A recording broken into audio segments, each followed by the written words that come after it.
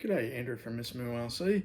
In today's video we're going to be having a closer look at the new Nova R9R Evo to see what the differences are over the original R9R, and I'm going to give you a bit of an update on how I'm going with the engine. So let's get into it.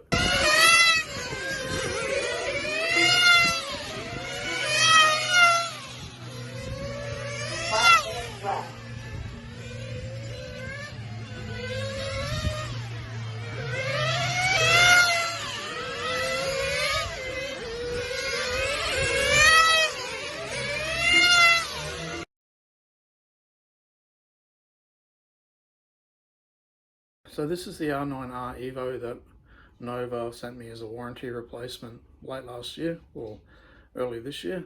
Thought I'd show you what's changed. Obviously the head, the button, the back plate and the carburetor and the actual sleeve are all exactly the same as the original engine. Obviously the graphics on the head has been updated, so now it says Evo. The other parts, the piston, the crank and the crankcase has changed. With regards to the piston, it's certainly not as tight as the original engine was.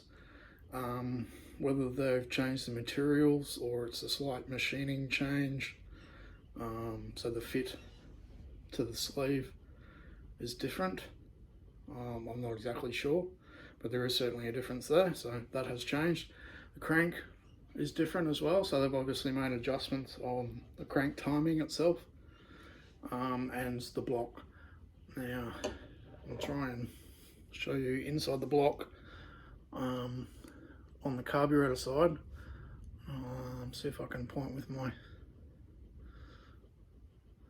that might be better. So inside from the carburetor down is some channels that have been machined into the block. Hopefully you can see that. So that is the most obvious difference that I can see compared to the original engine. So I did the oil bath the same way I did the original engine. I then placed it on my braking bench with a prop and preheated the engine and continued to heat it while I ran fuel through it. That's when I noticed it isn't as tight as the original engine, or even on the oil bath with the fit numbers I was getting back, it was showing it wasn't as tight. But around that time on the braking bench, I was starting to have some issues, and that's kind of stopped me from running it so far and probably delayed this video from coming out. At the time I wasn't sure if it was the actual braking bench that I was using, as it's quite old and it's quite possible that the fuel tank needed to be replaced. After I had finished that process and stuck it in the car, the issues continued. In fact, they probably showed up worse than what they did in the braking bench. And I did simple things like changing fuel lines, adjusting tune. No matter what I did, I was having problems, it just wouldn't run.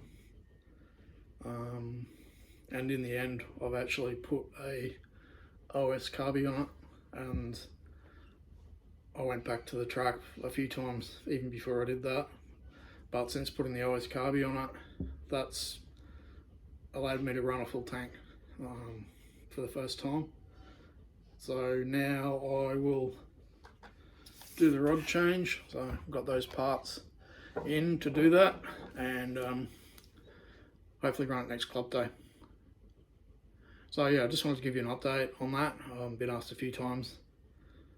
People are keen for my feedback after the issues that I've had and I've shared with you. Yeah, so I'll keep you posted. Thank you for watching. Don't forget to share with your friends if you think they might be interested. Give us a like, subscribe to the channel so you don't miss out on any future content. Until next time, see you later.